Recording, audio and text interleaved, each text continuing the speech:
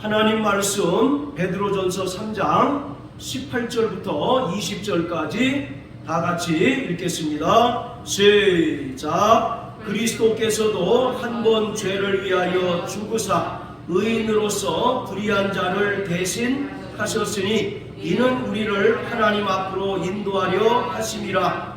육체로는 죽임을 당하시고 영으로는 살리심을 받으셨으니 저가 또한 영으로 옥에 있는 영들에게 전파하시니라. 그들은 전에 노아의 날 방주 예비할 동안 하나님이 오래 참고 기다리실 때에 순종치 아니하던 자들이라. 방주에서 물로 말미암아 구원을 얻은 자가 몇 명뿐이니 겨우 8명이라. 아멘. 자, 우리 19절 다시 한번 읽겠습니다. 19절만 시작. 저가 또한 영으로 옥에 있는 영들에게 전파하시니라.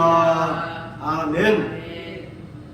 하나님의 아들 예수 그리스도께서 말씀이 육신이 되어 이 땅에 오셔서 십자가에 달려 죽으심으로 그 흘리신 피로 우리의 모든 죄를 속량해 주셨습니다.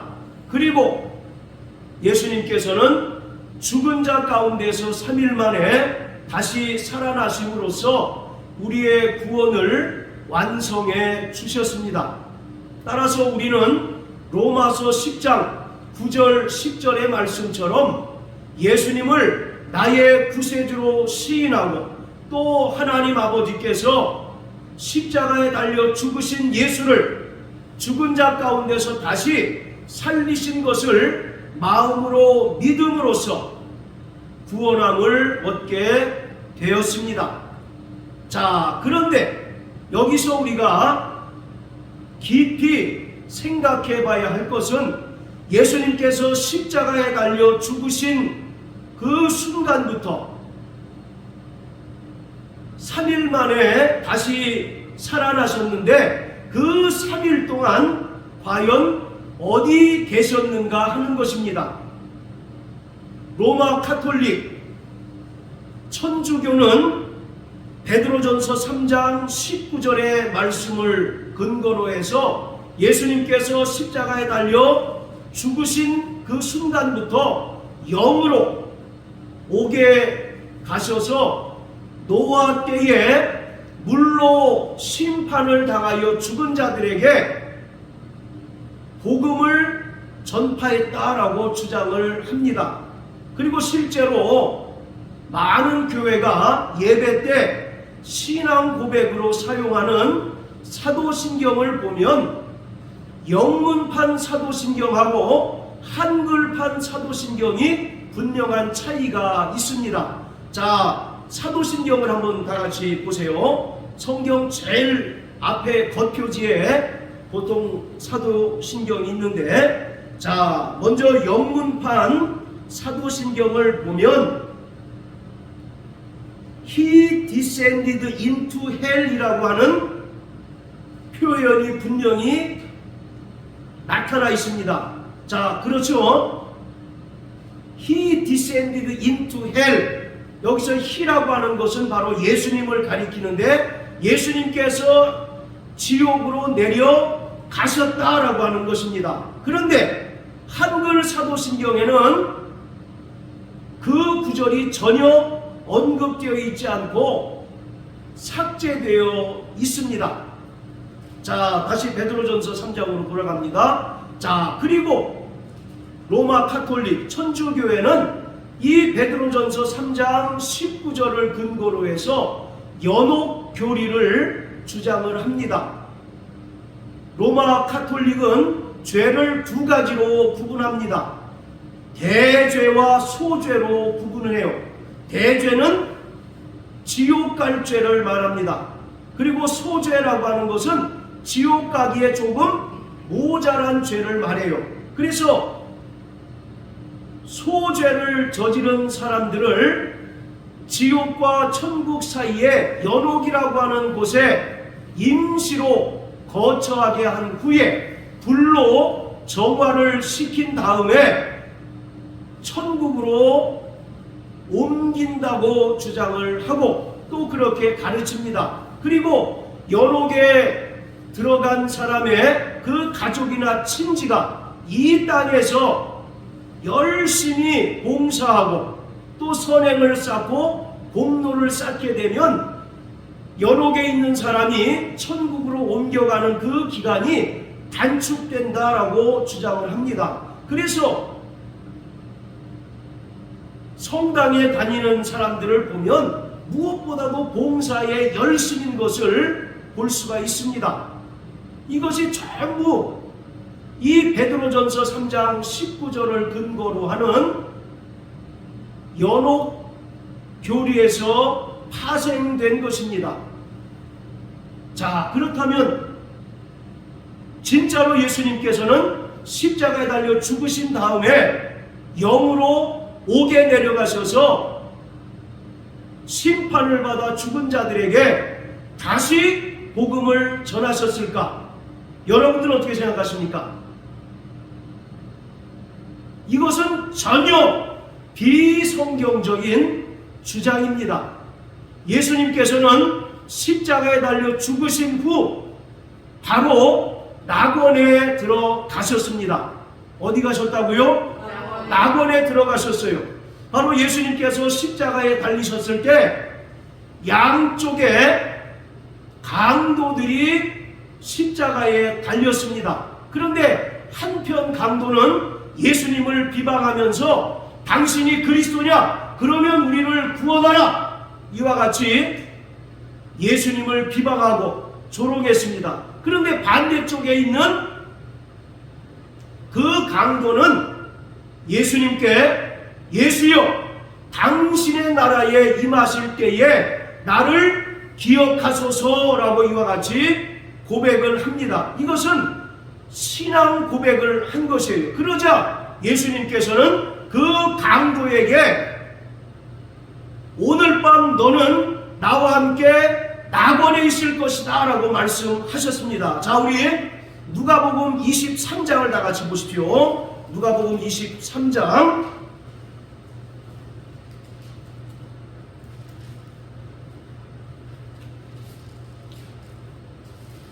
자, 39절부터 43절까지 읽겠습니다. 시작. 달린 행악자 중 하나는 비방하여 가로되 내가 그리스도가 아니냐 너와 우리를 구원하라 하되 하나는 그 사람을 꾸짖어 가로되 내가 동일한 정죄를 받고서도 하나님을 두려워 아니하느냐 우리는 우리의 행한 일에 상당한 보응을 받는 것이니 이에 당연하거니와 이 사람의 행한 것은 옳지 않은 것이 없느니라 하고 가로되 예수여 당신의 나라에 임하실 때에 나를 생각하소서 하니 예수께서 이르시되 내가 진실로 내게 이르노니 오늘 내가 나와 함께 낙원에 있으리라 하시니라. 자, 43절 다시 한번 시작. 예수께서 이르시되 내가 진실로 내게 이르노니 오늘 내가 나와 함께 낙원에 있으리라 하시니라.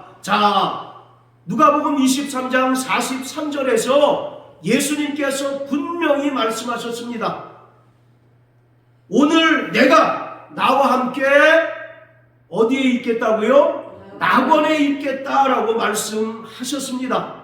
이처럼 예수님께서는 비록 그 육신으로는 무덤에 계셨지만 영으로는 낙원에 가 계셨습니다. 전혀 십자가에 달린 순간부터 옥에 내려가셔서 심판을 받아 죽은 자들에게 복음을 전했다는 것은 절대적으로 비성경적인 주장입니다. 말씀드린 것처럼 베드로전서 3장 19절을 통해서 연옥교리가 나왔어요. 성경은요, 인간이 육체의 죽음 이후에 다시 복음을 듣고 돌이켜 회개하여 구원 얻을 기회가 제공된다고 말하지 않습니다. 누가복음 16장에 보면 부자와 나사로의 이야기에서도 정확하게 나옵니다. 음부에서 고통 중에 있는 그 부자가 아브라함의 품에 안긴 나사로를 보았습니다. 그래서 아브라함에게 요청하기를, 아버지 아브라함이여, 저 나사로를 보내서 물 한 방울을 찍어서 내 혀에 닿게 해 주십시오. 내가 불꽃 중에서 너무 고통스럽습니다 라고 고백합니다. 그러자 아브라함이, 얘야, 너와 우리 사이에는 큰 구렁이 놓여 있어서 서로 건너갈 수 없다라고 말씀하고 있습니다. 이처럼 육신의 죽음 이후에는 다시 복음을 듣고 돌이켜 회개하여 구원 얻을 기회가 제공되지 않습니다. 그래서 고린도후서 6장에 보면 지금이 은혜 받을 만한 때요, 지금이 바로 구원의 때라고 말하고 있어요. 이것만 보더라도 카톨릭에서 주장하는 연옥교리가 비성경적이라는 사실을 알 수가 있습니다. 자, 다시 베드로전서 3장 돌아가서요. 자, 결론부터 말씀드리면 이 말씀은 예수님께서 영으로 옥에 내려가셔서 노아 때에 불순종함으로 홍수 심판 때에 죽었던 자들에게 복음을 전했다는 이야기가 아니고, 예수님께서 말씀이 육신이 되어 이 땅에 오시기 전에 성령으로 노아를 통해서 하나님의 의의 심판을 증거했다는 의미입니다. 그래서 3장 19절에 보면 저가 또한 영으로 라고 되어 있는데, 이 영으로 라고 하는 말은 사람의 영원할 때 영혼을 말하는 것이 아니라 하나님의 영이신 성령을 가리킵니다. 그래서 예수님께서 말씀이 육신이 이 땅에 오시기 전에 성령으로 노아를 통해서 의의 심판을 증거했다는 의미예요. 그리고 여기서 이 옥이라고 하는 것은 음부나 지옥을 말하고 있는 것이 아니라 바로 이 세상을 말하고 있습니다. 상징적인 의미로 바로 이 세상을 말하고 있어요. 자, 여기 표시 놓으시고 요한계시록 18장을 다 같이 보시겠습니다. 요한계시록 18장.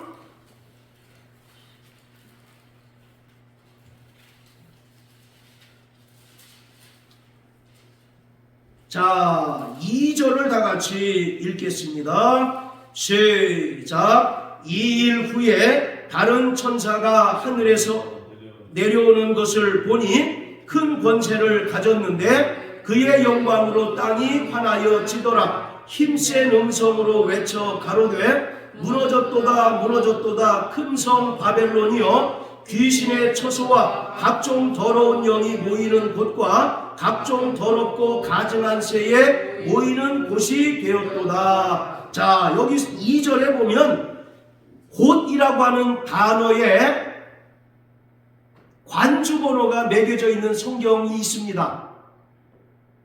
그 밑에 해석을 보면 옥이라고 되어 있어요. 베드로전서 3장 19절에 나오는 이 옥과 동일한 헬라어 단어가 쓰였습니다. 그리고 요한계시록 18장은 큰 성 바벨론, 즉 당시에 세상의 모든 권세를 움켜쥐고 있던 로마 대제국을 말하고 있어요. 로마 대제국이 바로 무너지고 큰 성 바벨론이 하나님의 심판에 의하여 멸망당할 것을 말하고 있는 것입니다. 그렇기 때문에 여기서 말하는 곳, 즉 옥이라고 하는 것은 큰 성 바벨론으로 상징되는 이 세상을 가리키고 있는 것이에요. 따라서 베드로전서 3장 19절에 나오는 이 옥이라고 하는 것은 우리가 일반적으로 생각하는 저 음부나 또는 지옥을 말하고 있는 것이 아니라 이 세상을 말하고 있습니다. 그래서 베드로전서 3장 19절의 정확한 의미는 다시 말씀드립니다. 예수님께서 이 땅에 말씀이 육신이 되어 오시기 전에 성령을 통해서 노아에게 의의 심판을 전하게 하셨다는 것을 말하고 있습니다. 자, 베드로후서 2장을 다 같이 보세요. 베드로후서 2장 자 5절 자, 또 같이 읽겠습니다. 시작. 옛 세상을 용서치 아니하시고 오직 의를 전파하는 노아와 그 7 식구를 보존하시고 경건치 아니한 자들의 세상에 홍수를 내리셨으며. 자, 보세요. 옛 세상을 용서치 아니하시고 오직 의를 전파하는 노아와 라고 이렇게 얘기합니다. 바로 여기서 의를 전파했다는 것은 노아가 의의 심판을 전파했다는 것입니다. 하나님께서 노아에게 이제 장차 하나님께서 홍수로 이 모든 만물을 심판하실 것을 명령하셨어요. 그리고 노아에게 방주를 짓게 하시고 또 노아는 하나님의 의의 심판을 증거했습니다. 그래서 창세기 6장 3절에 보면 그들의 날수가 120년이었다라고 말하는 것은 하나님께서 이 세상 사람들에게 회개할 수 있는 기회를 120년을 제공했다는 것입니다. 즉, 이 120년이라고 하는 것은 하나님께서 심판을 유예하신 기간이에요. 이때 바로 노아가 전파한 그 의의 말씀을 듣고 돌이킨 자는 구원함을 얻습니다. 그러나 결과적으로 몇 명만 구원을 받았다고요? 8명만 구원을 받고 나머지 모든 사람은 물로 심판을 받아 멸망을 당했다라고 말하고 있습니다. 이 베드로전서 3장 19절은 신약 성경 중에서도 난제 중에 난제로 분류됩니다. 해석하기가 어려운 까다로운 성경 구절 중에 하나, 그 중에서 가장 까다로운 성경 구절이라고 많은 사람들이 생각을 해요. 그래서 이에 대해서 여러 가지 주장이 있습니다. 대체적으로 4가지 주장이 이제 힘을 얻고 있는데, 첫째는 에녹의 영이 지옥에 내려가서 노아 때 심판을 받은 사람들에게 복음을 전파했다는 것이고, 또 2번째는 예수님께서 음부 구덩이에 갇힌 타락한 천사에게 복음을 전했다라고 주장을 하기도 합니다. 그런데 히브리서 2장을 보면 천사는 하나님의 구원 대상이 아님을 우리가 분명히 알 수가 있습니다. 예수님께서 십자가에 달려 죽으시고 부활하신 것은 아브라함의 자손을 구원하기 위함이지 결코 천사를 구원하기 위함이 결코 아닙니다. 그래서 이 주장은 설득력이 없습니다. 그리고 3번째와 4번째가 바로 서두에 말씀드린 것처럼 로마 카톨릭이 주장하는 예수님께서 십자가에 달려 죽으신 후 그리고 부활하실 때까지 옥에 내려가셔서 노아 때의 사람들에게 복음을 전했다는 것입니다. 그런데 분명한 것은 성경은 육체의 죽음 이후에 그 어떤 사람에게도 다시금 구원의 기회가 제공되지 않는다는 거죠. 그래서 바로 4번째 주장, 말씀드린 것처럼 예수님께서 이 땅에 말씀이 육신이 되어 오시기 전에 성령으로 노아를 통해서 바로 의의 심판을 증거했다는 의미가 가장 성경적인 가르침입니다. 그리고 실제로 베드로전후서 2장 5절에도 베드로가 의를 전파했다라고 말씀하고 있지 않습니까? 자, 이처럼 노아는 하나님께로부터 심판의 계시를 받은 후에 그 심판의 날을 철저히 준비하였습니다. 그뿐만 아니라 하나님께로부터 받은 이 의의 심판을 세상 사람들에게 담대히 증거하였습니다. 그런데 안타깝게도 노아의 8명의 가족 외에는 그 말을 듣지 아니함으로 인하여 결국 심판을 받게 되었습니다. 자, 그런가 하면 창세기 5장에 보면 에녹이라고 하는 인물이 나옵니다. 자, 우리 창세기 5장을 다 같이 한번 보십니다. 창세기 5장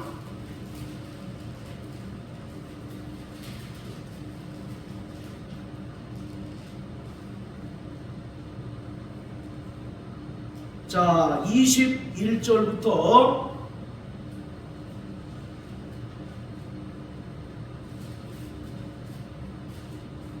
자,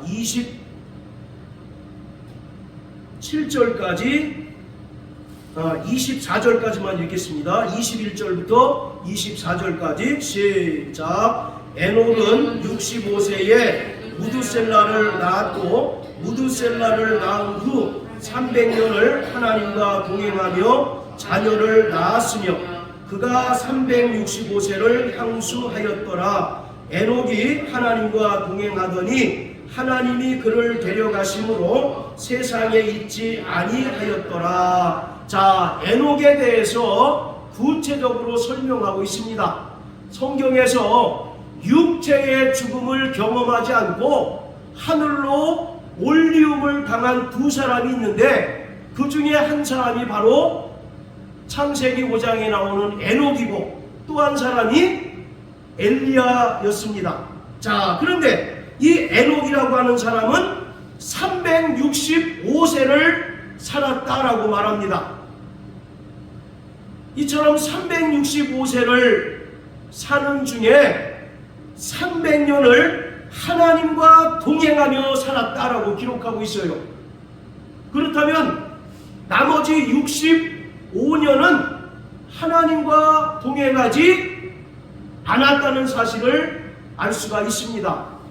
구체적으로 이 65년 동안 에녹이 어떤 삶을 살았는지 성경은 그것에 대해서 구체적으로 우리에게 증언하지 않고 있기 때문에 우리가 무엇라고 단정할 수 없습니다. 그렇지만 이 창세기 5장은 바로 아담 후손들의 족보입니다. 계속 보면 누가 누구를 낳고 또 몇 세까지 향수하고 죽었다라고 이렇게 기록하고 있어요. 계속 그런 패턴으로 반복이 됩니다. 따라서 에녹 역시도 65세까지는 다른 사람들과 특별히 다를 바 없는 그냥 평범한 일상의 삶을 살았다는 것을 우리가 추측해 볼 수가 있습니다. 그런데 65세가 되던 해에 에녹에게 어떤 일이 발생했기에 갑자기 나머지 300년을 하나님과 동행하는 삶을 살게 되었을까요? 65세에 에녹에게 발생한 사건이 과연 무엇입니까? 예, 바로 무두셀라를 65세에 낳았다라고 말합니다.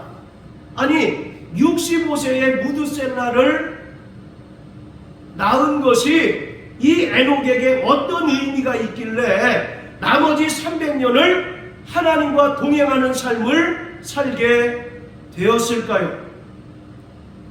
이것을 우리가 알기 위해서는 무두셀라라고 하는 사람의 이름의 그 의미를 알 필요가 있습니다. 무두셀라라고 하는 사람의 이름은 창을 든 남자라는 뜻이에요. 무슨 뜻이라고요? 창을 든 남자. 이게 무슨 말일까요? 그 마을이나 공동체를 지키는 수호자라는 뜻입니다.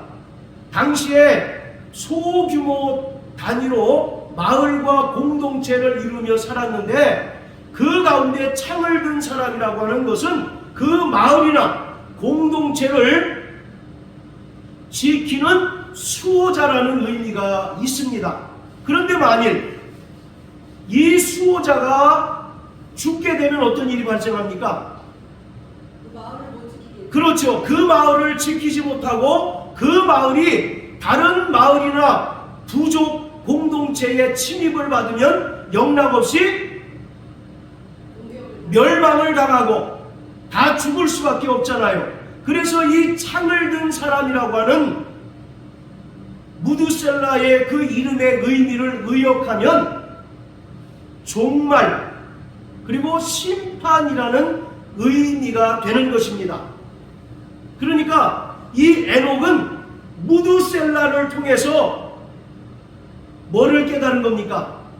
하나님의 심판이 있게 될 것을 그가 비로소 알게 된 거예요. 그러니까 이 에녹에게는 65세의 무드셀라를 낳은 것이 인생의 가장 큰 터닝 포인트였습니다. 이 무드셀라를 낳음으로써 에녹은 하나님께로부터 종말의 심판에 대한 그 계시를 받게 되었습니다. 그래서 이전의 삶과 분명히 다른 삶을 살게 되었어요. 그래서 성경은 무드셀라를 낳은 후 300년을 하나님과 동행하였다라고 말합니다. 자, 그렇다면 이 에녹이 300년을 하나님과 동행했는데 300년간 하나님과 동행한 그 삶은 구체적으로 어떤 삶이었을까요? 배부르고 등 따숩고 편안하고 안락한 그런 삶이었을까요? 바로 이 에녹 역시도 노아와 마찬가지로 자신이 하나님께로부터 받은 그 심판의 계시를 세상 사람들에게 담대히 증거하였습니다. 그것이 바로 하나님과 동행하는 삶이었다라고 말하고 있어요. 자, 그런가 한번 봅시다. 자, 유다서를 다 같이 한번 보세요. 유다서, 요한계시록 바로 앞에 있는 유다서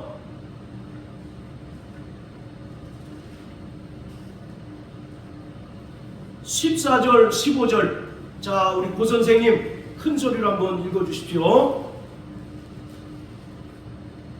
아담이 칠세손 에녹이 사람들에게 대하여 예언하여 이르되 보라 주께서 그 수많은 거룩한 자와 함께 임하셨나니 15절까지. 이는 무사람을 심판하사 모든 경건치 않은 자의 경건치 않게 행한 모든 경건치 않은 일과 또 경건치 않은 죄인의 주께 거스려 한 모든 악독한 말을 인하여 저희를 정죄하려 하심이라 하였느니라. 예, 자 14절 보세요. 아담의 7세손 에녹이 사람들에게 대하여 뭐 했다고요? 예언했다라고 말씀합니다. 무엇에 대해서? 바로 심판에 대하여 세상 사람들에게 예언했다라고 말하고 있습니다. 노아가 베드로후서 2장 5절에 사람들에게 의를 전파했던 것과 마찬가지로 에녹 역시도 65세의 무드셀라를 낳은 후 나머지 300년을 하나님과 동행하는 삶을 살았는데, 하나님과 동행한 삶이라고 하는 것은 모든 것이 안락하고 편안하고 또 풍족한 삶을 살았다는 이야기가 아니라 그때로부터 세상 사람들에게 대하여 담대히 하나님의 심판에 대하여 예언했다는 것입니다. 할렐루야. 네. 그래서 15절에 보면 계속 경건한 자와 경건치 않은 자를 계속 반복해서 말씀하잖아요. 하나님께서 수만의 거룩한 천사와 함께 임하셔서 경건한 자와 경건치 않은 자를 정죄하고 심판할 것이라는 사실을 세상 사람들에게 증거했습니다. 에녹과 노아의 공통점은 뭡니까? 하나님께로부터 장차 의의 심판이 있다는 사실을 깨달았다는 것입니다. 그리고 하나님의 그 의의 심판을 철저히 에녹과 노아는 준비하는 삶을 살았습니다. 그뿐만 아니라 세상 사람들을 향하여 여보시오 세상 사람들이요, 장차 하나님께서 이 세상을 심판하실 것입니다 라고 담대히 증거하였다는 것입니다. 그리고 실제로 무두셀라가 죽은 그 해에 정확하게 노아의 홍수 심판이 시작이 됐습니다. 우리가 신앙생활을 허투루 하지 말아야 할 분명한 이유는 우리 모두는 그리스도의 심판대 앞에 서야 하기 때문입니다. 자, 고린도후서 5장을 다 같이 보시겠습니다. 고린도후서 5장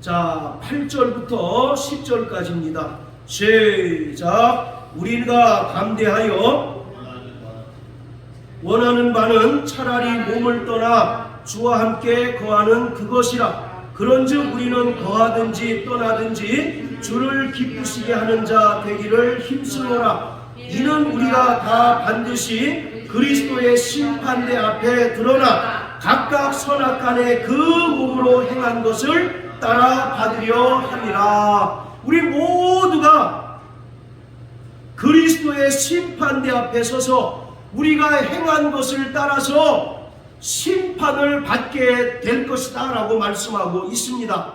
자, 또 로마서 14장입니다. 로마서 14장 자, 10절부터 12절까지입니다. 시작. 내가 어찌하여 내 형제를 판단하느뇨? 어찌하여 내 형제를 없인 여기느뇨? 우리가 다 하나님의 심판대 앞에 서리라. 기록되었으되 주께서 가라사대 내가 살았노니 모든 무릎이 내게 꿇을 것이요 모든 여가 하나님께 자백하리라 하였느니라. 이러므로 우리 각인이 자기 일을 하나님께 직고하리라. 자, 여기는 우리 모두가 하나님의 심판대 앞에 서서 자기 혀로 자기의 모든 행한 일을 하나님께 직고할 때가 있다라고 말씀하고 있습니다. 그러기 때문에 우리는 한시도 또 하루도 죄의 깊은 잠에 빠져서 살아가서는 안 되고 허투루 살아서는 결코 안 되는 것입니다. 그래서 사도 베드로는 베드로후서 3장을 통해서 그러면 우리가 어떠한 사람이 되어야 마땅하뇨? 라고 우리에게 질문하고 있습니다. 사랑하는 성도 여러분, 우리가 어떠한 사람이 되어야 마땅하겠습니까? 2025년이 끝나고 26년이 시작되었다는 것은 우리가 주님 앞에 서야 할 때가 그만큼 가까워졌다는 사실을 말하고 있습니다. 이것을 사도 바울은 지금은 자다가 깰 때이니 우리의 구원이 처음 믿을 때보다 가까웠다라고 말하고 있습니다. 그렇기 때문에 우리는 죄의 깊은 잠에 빠져서 세상 유행을 따라 살아가는 자가 아니라 육신의 일을 도모하지 아니하고 어둠의 일을 버리고 빛의 갑옷을 입는 자가 되어야 합니다. 할렐루야. 마태복음 24장에 보면 예수님께서 말씀하시기를 노아의 때와 같이 인자의 임할 때도 이와 같을 것이다 라고 말씀합니다. 노아의 때에 사람들이 먹고 마시고 시집가고 장가 들더니 호련히 홍수가 나서 그 홍수에 의하여 모두 멸망을 당했다는 것입니다. 먹고 마시고 시집가고 장가가는 것이 나쁜 겁니까? 아니잖아요. 먹고 마시는 것은 우리가 기본적인 욕구를 하는 것이고 시집가고 장가드는 것은 하나님께서 정한 창조의 질서에 순응하는 것입니다. 그런데 왜 먹고 마시고 시집가고 장가드는 것을 말씀하셨을까? 일상의 삶에 매몰되어 버림으로써 우리가 주님 앞에 서야 할 때 우리 영혼의 때를 온전히 준비하지 못했다는 것을 말하고 있습니다. 주님은 반드시 다시 오십니다. 할렐루야. 바로 요한계시록 22장에 보면 주님께서 속히 오신다라고 말씀하고 있어요. 여기서 이 속히라고 하는 것은 시간적인 개념으로 곧 빨리라는 의미가 아니라 바로 언약의 확실성을 말하고 있습니다. 반드시 온다는 거예요. 할렐루야. 반드시 온다는 것입니다. 그렇기 때문에 우리는 그날과 그 때를 아무도 알지 못하기에 하루하루의 삶을 결코 허투루 살아서는 안 된다는 것입니다. 불꽃과 같은 맹렬히 하는 열심으로 주를 섬기고 또 주의 뜻대로 사는 자들이 되어야 하는 것입니다. 할렐루야.